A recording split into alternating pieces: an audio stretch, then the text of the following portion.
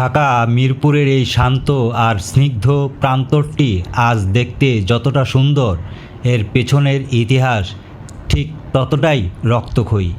এটি মিরপুর জল্লাদখানা বদ্ধভূমি। 1971 সালের মহান মুক্তিযুদ্ধে পাকিস্তানি হানাদার বাহিনী আর তাদের এই দেশীয় দোসররা এখানে মেতে উঠেছিল ইতিহাসের অন্যতম নৃশংস হত্যাযজ্ঞে। এই দেওয়ালের প্রতীকী ভাস্কর্যটি আজও মনে করিয়ে দেয় সেই বিভীষিকাময় দিনগুলির কথা।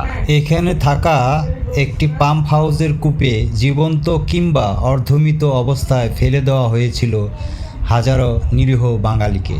1999 সালে এখান থেকে উদ্ধার করা হয় শত শত শহীদের মাথার খুলি ও কঙ্কাল। দুই পাশের এই দেওয়ালগুলো যেন সেই নির্মমতার সাক্ষী।